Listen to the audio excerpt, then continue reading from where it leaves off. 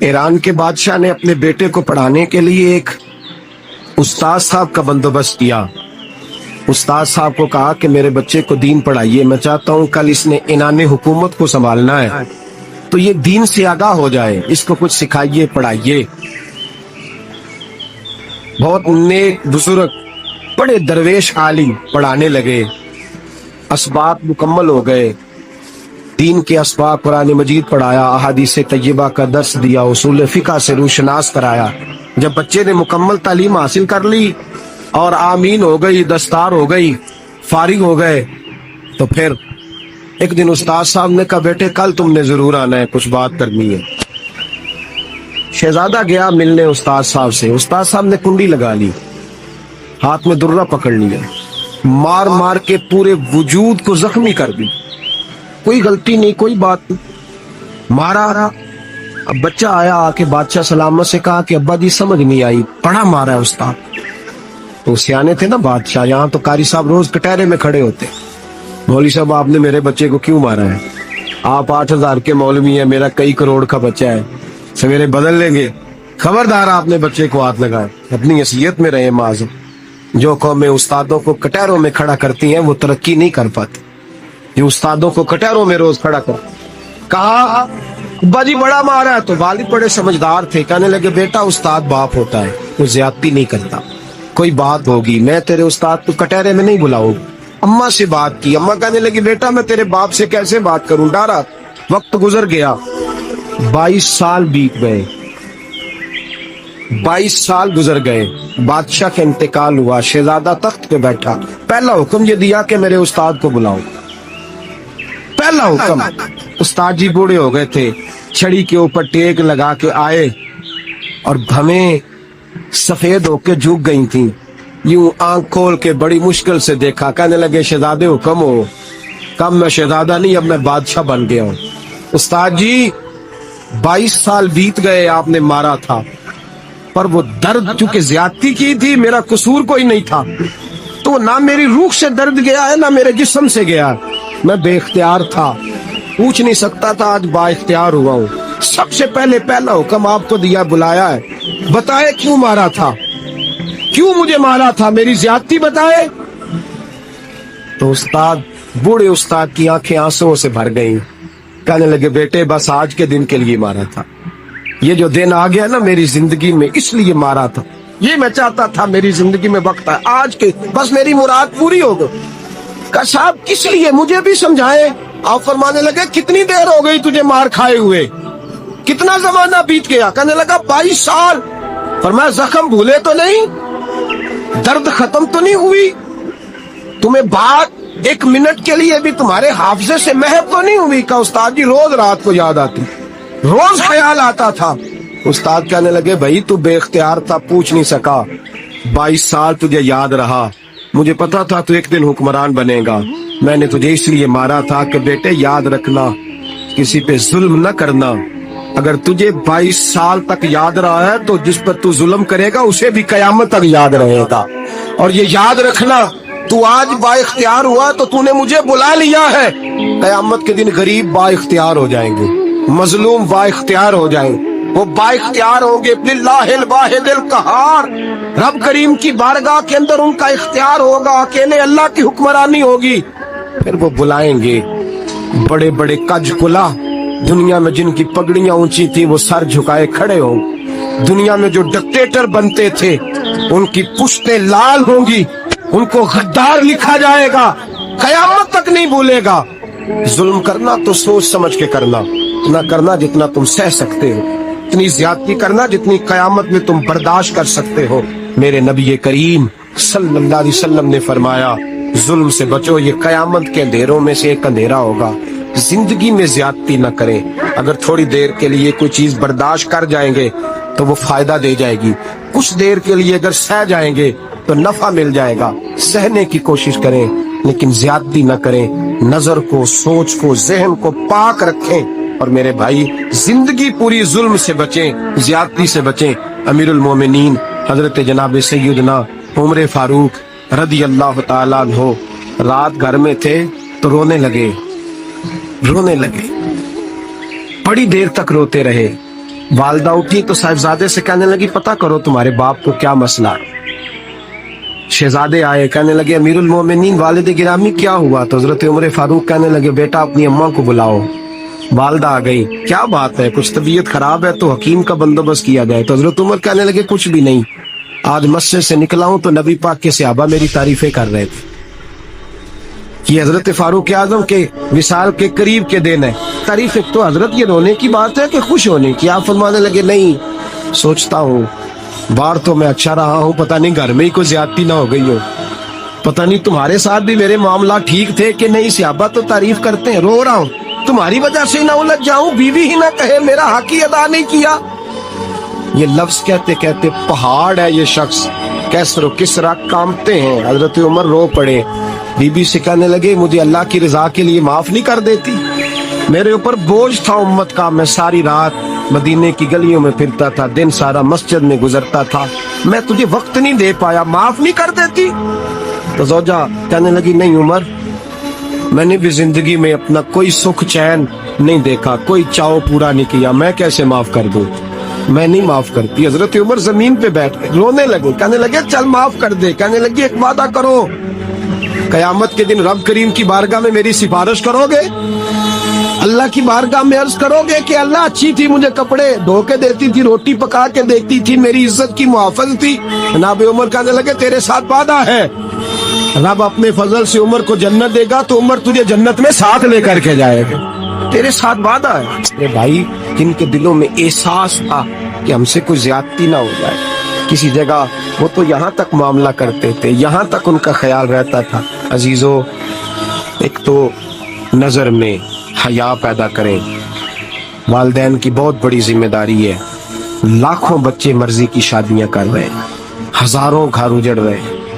ये वो वाला जहर है जो हर घर में तेजी से फैलता चला जा रहा। पहले हम कहते थे कि बच्चा बाहर ना निकले, अब कहते हैं अल्लाह कहीं मोबाइल लेके तनहा ना बैठ जाए, कहीं तनहा ना बैठ जाए, क्या बनेगा इसका अगर ये गंदगी और ये ऐसा नशा है जो उजाड़ के रख देता है इंसान की तवानाइयों को। एक तो ज़हन को, तबीयत को पाक रखें, दूसरा ज्यादती कभी न करें। ये दो सबक अगर उम्मत को याद हो जाएं तो फिर मुआशरा बड़ी तेजी से इस्लाह पजीर होगा। ना देखो दुनिया क्या कहती है, ये देखा करो रसूलुल्लाह क्या कहते हैं। नबी पाक, छोड़ दो सारी दुनिया के धोखे, सारे फैशन, सारी रसूमात, सारी तोहम्मात छोड़ दो, छोड़ दो। नबी पाक की गुलामी इज्जत है, हुजूर की गुलामी। यार बंदा बिल्कुल बेअमल हो ना, बिल्कुल, तो मेरी तरह दाढ़ी रख के पगड़ी बांध के बस में भी चढ़ जाए तो कई लोग सीटें खाली कर देते हैं, कहते हैं बुजुर्गों यहाँ आ जाए, हजरत जी यहाँ आ जाए। तो फिर इज्जत किस चीज की हुई? सुन्नत मुस्तफा की हुई ना, फिर इज्जत नबी पाक की सुन्नत की हुई ना, वकार की हुई ना। एक साहब, एक बच्चे ने दाढ़ी रख ली तो मुझे आके कहने लगे हजरत जी लोग बड़े बड़े लकब देने लगे हैं। मैंने कहा क्या? कोई कहता है हजरत साहब, कोई कहता है कारी साहब, कोई कहता है हाफिज साहब, कोई कहता है अल्लामा साहब। तो मैंने कहा तेरी मौज नहीं बन गई? 4 सालों में हिफज होता है, तुझे मुफ्त का लकब मिल गया है। अरसे निजामी 8 साल में होता है, मुफ्त का अल्लामा बन गया है, तुझे वकार नहीं दे दिया अल्लाह ताला ने, इज्जत। मेरे आला हजरत फरमाते हैं इज्जत साहिब तबकात कहते हैं। मेरे मुस्तफा करीम सैयद आलम सल्लल्लाहु अलैहि वसल्लम के विसाल ज़ाहिरी के अय्याम करीब आए तो हुजूर ने सुर्ख पट्टी बांधी, तेज बुखार है नबी करीम को। 2 सहाबा सहारा दे के मस्जिद में लाए, नबी पाक अलैहिस्सलाम को बज़ाहर सहारा दे के लाया गया। करीम रसूल ने लोगों को जमा किया, हुजूर आज क्या होने वाला है, आज क्या कहा जाएगा, आज किस लिए मीटिंग बुलाई है? नबी करीम के कुल सहाबा जब मस्जिद में जमा हुए तो खचाखच मस्जिद भरी है। विसाल ज़ाहिरी से चंद यौम पहले की बात, नबी पाक ने फरमाया आज तुम्हें कोई जिहाद की तरगीब नहीं देनी, आज कोई नया पैगाम नहीं देना, आज तुम्हें बताना है कि रब ने अपने बंदे को इख्तियार दिया है, चाहे तो दुनिया में रहे, चाहे तो उसकी बारगाह में हाजिर हो जाए। उस अब्द ने बारगाह रबूबियत की तरफ लौटने का इरादा कर लिया है। हजरत सिद्दीक अकबर रोने लगे तो सहाबा ने कहा तुम्हें क्या हुआ? कहने लगे समझ नहीं रहे, किसी की बात नहीं कर रहे, नबी पाक तो अपनी बात फरमा रहे हैं, उसने जाने का इरादा कर लिया। सुनिए मेरे भाई, महबूब पाक ने फरमाया भाई किसी शख्स को मेरी तरफ से कोई तकलीफ पहुंची हो तो बदला ले सकता है, बदला ले सकता है, किसी को तकलीफ पहुंची। सहाबा फूट के रोने लगे, महबूबा करम ही करम हुआ है, रहमत ही रहमत आई। आपके बारे में गुमान करने वाला भी दायरा ईमान से निकल जाए। हुजूर आप क्या फरमा रहे हैं? फरमाया नहीं भाई उठो। पीछे से जनाब अकाशा बिन मोहसन उठे, हाथ कांपते हैं, आगे बढ़े, कहने लगे या रसूल अल्लाह, एक जंग के मौके पर आपने दुर्रा मारा था, नंगी पीठ पर सफ़ें सीधी कराते, बात दिल में रह गई है, मैंने बदला लेना है। नबी करीम ने फरमाया बिलाल दौड़ के जाओ, फातिमा के घर दुर्रा पड़ा है, दुर्रा लाओ। सैयदना बिलाल हबशी कहते मैं गया, दस्तक दी, सैयदा तैयबा ताहिरा हजरत फातिमा फरमाने लगी बिलाल कैसे आए हो? अम्मा जी वो दुर्रा चाहिए था। सैयदा को तशवीश हुई, कहने लगे बिलाल ना तो जंग पे जाना है, ना जिहाद है, ना कोई ऐसा मौका है, हुजूर की तो तबीयत मुबारक मज़ाहर बड़ी अलील है, दुर्रा क्या करेंगे? हजरत बिलाल अर्ज करने लगे अम्मा जी एक सहाबी बदला लेने लगे हैं, साहिब तबकात ने जुमले लिखे हैं, कहते हैं बीबी साहिबा ने दुर्रा भी दिया और इमाम हसन हुसैन को भी बाहर निकाला। फरमाने लगी अकाशा से कहना 100 दुर्रे मारे इन दो शहजादों के जिस्म पर, नबी पाक के करीब न जाए, मैंने 2 बच्चे पैदा ही अपने महबूब पर कुर्बान करने के लिए किए, इनको ले जा। हजरत बिलाल कहते मैं 2 शहजादे लेके आया और जब दरवाजे में मैं लेके पहुंचा तो नबी पाक ने देखा तो आंखों में आंसू आ गए। फरमाया इनको बिठा दो, मुझे पता है फातिमा ने क्या कह के भेजा है।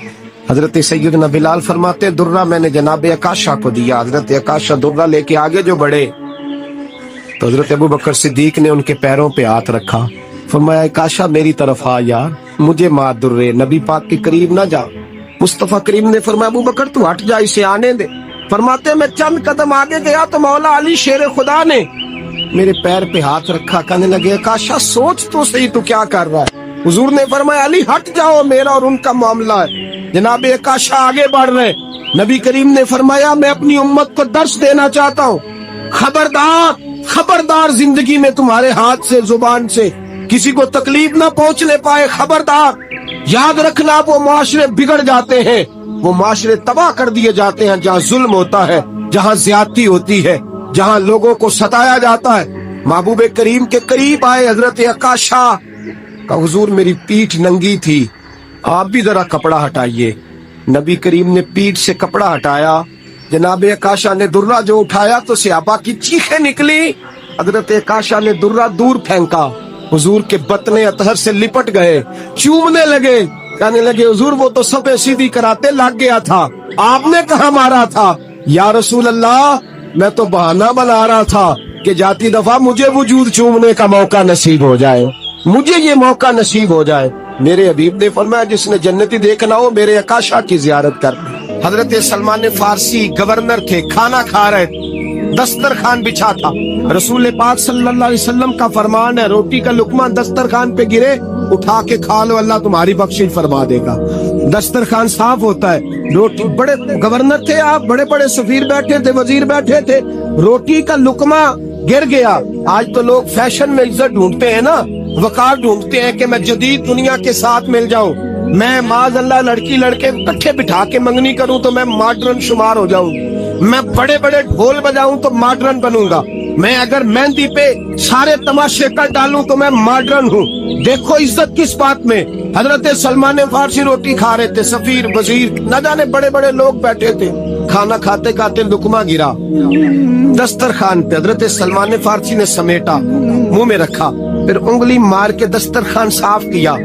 एक सहाबी कान में कहने लगे सलमान क्या कर रहे हो, क्या कर, आप गवर्नर है, सोचिए तो सही, ये लोग क्या कहेंगे दुनियादार के मुसलमानों को रोटी नहीं मिलती, उठा उठा के खा रहे। कान में बात की, कान में। हजरत सलमान फारसी कान में जवाब दे सकते थे, कह सकते थे नहीं ऐसे ही करना है, उन्होंने कान में बात की, लेकिन जनाब सलमान फारसी आला ऐलान बोले, कहने लगे इन 4 5 6 दुनियादारों के लिए मैं अपने नबी का तरीका छोड़ दूं, अपने रसूल की सुन्नत छोड़ दूं? ये 4 5 दुनियादार दुनिया की तरफ देख के मैं मुस्तफा से मुंह मोड़ लूं? फिर जोश जज्बात में सर से पगड़ी उतार दी, रोने लगे। आप फरमाने लगे मैं मदीने के बाजारों में हुजूरें उतारता था, नौकरियां करता था, ये जो मेरे सर पर इज्जत के बाल है ये मोहम्मद अरबी के उगाए हुए हैं, रसूलुल्लाह के उगाए हुए हैं। और भाइयों हद हो गई। हजरत बिलाल رضی اللہ تعالیٰ۔ حضرت بلال آئے جناب عمر سے ملنے، کیسے وہ کسرا بھی آئے تو عمر خاطر میں نہ لائے، پر بلال حبشی دروازے پہ داخل ہوئے تو فاروق اعظم نے کرسی چھوڑ دی، ہاتھ باندھ کے کونے میں کھڑے ہو گئے۔ کالا رنگ ہے، نام بھی لکھنا نہیں جانتے، زمانے میں تعارف کوئی نہیں۔ حضرت عمر نے ہاتھ باندھا ہے، لوگ کہنے لگے عمر تو کیسے ہو، کسرا سے نہیں ڈرتا، یہ کون آ رہا ہے جس کے لیے تیرا اتنا استقبال ہے؟ حضرت عمر کہنے لگے چپ کر جاؤ، اس کی بات نہ کرنا، اسے آنے دو، اسے آنے دو، اس کی بات نہ چھیڑنا۔ حضرت سیدنا بلال آئے، کہنے لگے امیر المومنین کیا کر رہے ہو؟ فرمایا نہیں چپ کر یار، بازو پکڑا، اپنی کرسی پہ بٹھایا۔ حضرت بلال کہنے لگے حضور میں غلام ہوں، مجھے تو طریقے بھی نہیں آتے ان کرسیوں پر بیٹھنے کے، میں تو غریب ماں کا بیٹا، غلام باپ کی اولاد، سلیقن، یہ آپ کیا کر رہے ہیں؟ تو حضرت عمر کہنے لگے بلال تھا تو غلام ہی، پر جب سے مصطفیٰ کا غلام بنا ہے تو ہمارا امام بن گیا ہے، اب تو امام ہے رسول اللہ کی امت کا۔ فرمایا وہ مجھے دن یاد ہے جب مکہ فتح ہوا تھا، بت ٹوٹ گئے تھے، بڑے بڑے سردار تھے، اور میرے نبی نے فرمایا بلال سے کہو کعبے کی چھت پہ چڑھ کے اذان دے، تو لوگوں نے کہا حضور یہ سارے جل گئے ہیں، کسی اور کی ڈیوٹی لگا دے۔ حضور نے فرمایا چپ کرو، بدر میں مار کھا کے اذان پڑے تو بلال، احد میں پتھر برسے اذان پڑے تو بلال، تپتے صحراؤں میں پڑے تو بلال، ہر جگہ مار کھائے تو بلال، اور آج اگر اللہ نے عزت دی ہے تو میں لوگوں کو دیکھ کے بلال کو عزت نہ دوں؟ میں بتانا چاہتا ہوں کہ رسول اللہ کی غلامی میں عزت ہے۔ فرمایا کوئی اوپر نہیں چڑھے گا، ابو بکر بھی نیچے، عمر بھی نیچے، عثمان و علی، طلحہ اور زبیر بھی نیچے۔ آج یہ حبشی غلام کعبے کی چھت پہ چڑھے گا اور میں دنیا کو بتاؤں گا کہ اصل عزت اسی کے پاس ہوتی ہے جو رسول اللہ کا غلام ہوا کرتا۔ حضرت بشر حافی رحمت اللہ علیہ سے سارا زمانہ پیار کرتا تھا۔ بغداد کا ایک تاجر کہتا ہے مجھے نہیں بابا اچھا لگتا تھا، ہمارا اپنا اپنا ذہن ہے نا، ہم کہتے ہیں میں نے جدھر ساری دنیا جا رہی ہے وہاں نہیں جانا، کہتے ہیں کہ وہ بابا مجھے نہیں اچھا لگتا تھا، حالانکہ سارا بغداد عزت کرتا۔ کیوں نہیں اچھا لگتا تھا؟ کہتے اس لیے کہ بابا نہ صرف فرض مسجد میں پڑھتا تھا، باقی نماز گھر جاتی، تو میں کہتا تھا اتنا ولی ہے تو باقی بھی مسجد میں پڑھے۔ کہتے ایک دن میں نے کہا جسوسی کرنی ہے اس کی، جو کہ اسلام میں منع ہے۔ کہتے حضرت بشر حافی رحمت اللہ علیہ نے جمعے کے فرض پڑھے، فرض پڑھ کے نکل گئے دوڑ کے، فرماتے میں پیچھے ہو گیا، میں نے کہا میں نے سنتیں چھوڑ دی ہیں پر اس کا پتہ کرنا ہے، سنت نفل بعد میں پڑھوں گا۔ کہتے ہیں حضرت بشر حافی جلدی سے نا ایک کباب والی دکان پہ گئے، وہاں سے کباب خریدے، اور میں نے کہا بوڑھے کی عمر دیکھو اور اس کے ذائقے دیکھو، اس عمر میں بھی کباب کھائے گا، اوئے ہوئے مولوی کو روٹی نے ستایا تھا، اس لیے سنت اور نفل چھوڑ آیا ہے۔ کہتے ہیں تھوڑا سا وہ آگے بڑھے تو نان بھائی کی دکان سے نا نان خریدے، میں نے کہا دیکھو یار، دیکھو اس کے ذائقے، گرم نان کھائے گا، بہت سارے لوگ بغداد میں رات کی روٹی کھاتے پر یہ گرم کھاتا ہے۔ کہتے ہیں حضرت وہ نان اور کباب لے کے نا جنگل کی طرف مڑے تو میرے دل میں خیال آیا یار بڑا ہی اس آدمی کا عجیب ذہن ہے، یہ سبزے پہ بیٹھ کے یہاں موج کرے گا، کھائے پیے گا، اور سنت نفل چھوڑ دی، اللہ ہزاروں مرید ہے۔ کہتے ہیں حضرت جنگل میں داخل ہوئے، تھوڑا سا سفر کیا تو کچی آبادی آ گئی، کچی آبادی، ایک کچے مکان کی ٹوٹا ہوا دروازہ، باہر سے کنڈی لگی، بغداد کے ننگے پاؤں چلنے والے ہزاروں مریدوں کے اس پیر نے کنڈی کھولی، اندر گئے، ایک فالج زدہ بابا جی بیٹھے۔ کہتے ہیں حضرت بشر حافی نے اپنی پگڑی کھولی اور اس آدمی کے منہ سے پانی نکل رہا تھا، رال ٹپک رہی تھی۔ کہتے ہیں پہلے اپنی پگڑی سے منہ صاف کیا، پھر پیالے سے پانی ڈال کے منہ دھویا، پھر حضرت اس کے ٹانگوں پہ کپڑا ڈال کے روٹی کا لقمہ توڑ کے اس کے منہ میں ڈال کے کہنے لگے بابا ناراض نہ ہونا، جمعے والے دن مجھے دیر ہو جاتی ہے، ابھی تو میں نے سنت اور نفل بھی پڑھنے ہیں، ناراض نہ ہونا، مجھے دیر ہو جاتی ہے۔ کہتے ہیں وہ بابا رو پڑا اور کہنے لگا بشر یار 14 سال ہو گئے تو روز آتا ہے، 14 سال، یہ 1 صدی کا قصہ ہے، 2-4 برس کی بات نہیں، 14 سال سے تو روز آتا ہے، میں پتہ نہیں کب تک لاش بنے پڑا رہوں گا، تو کب تک آئے گا؟ حضرت بشر حافی نے بابے کے آنسو پوچھ کے کہا بابا فکر نہ کر، آج کے بعد یہ جملہ نہ کہنا کہ تو میرے لیے بوجھ ہے، فرمایا لوگ سمجھتے ہیں کہ میں نے عبادت کر کے مقام پایا ہے، لوگ سمجھتے ہیں میں نوافل زیادہ پڑھتا ہوں، دنیا جانتی ہے کہ میری رات کی تسبیح زیادہ مضبوط ہے، اور میں ان میں سے کوئی بات بھی نہیں، میں تو تیری نوکری کرتا ہوں تو اللہ نے میری عزتوں میں اضافہ فرما دیا ہے۔ سوچ ہی صاف نہیں، نظریہ ہی ٹھیک نہیں، فکر ہی ٹھیک نہیں۔ اسلام نظریے کا مذہب ہے۔